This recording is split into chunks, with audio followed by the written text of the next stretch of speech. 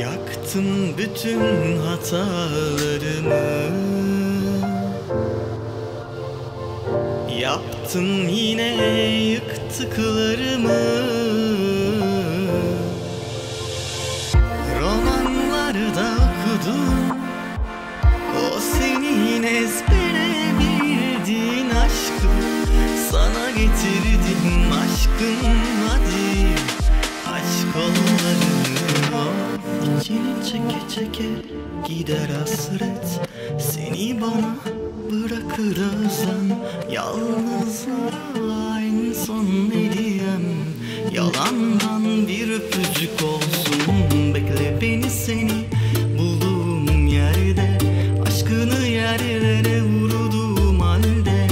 Gururuna en son darbe üstüne basıp geçmek olsun o. İçini çeke çeke gider hasret, seni bana bırakır özlem. Yalnızlığa en son hediyem, yalandan bir öpücük olsun. Bekle beni, seni bulduğum yerde, aşkını yerlere vurduğum halde. Gururuna en son darbe üstüne basıp geçmek olsun o.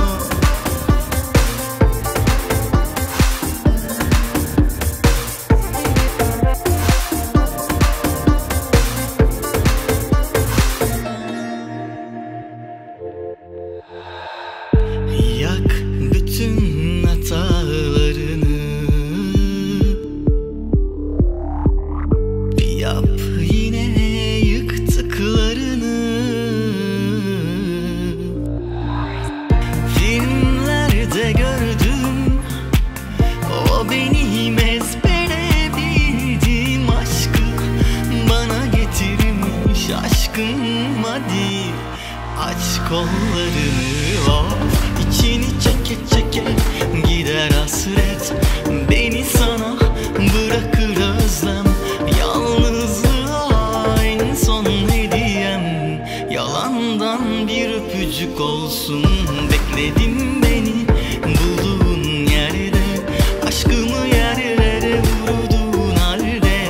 Gururuma en son darbe üstüne basıp geçmek olsun of. İçini çeke çeke gider hasret, beni sana bırakır özlem. Yalnızlığa en son hediyem, yalandan bir öpücük olsun. Bekledin beni bulduğun yerde, aşkımı yerlere vurduğun halde. Gururuma en son darbe üstüne basıp geçmek olsun of.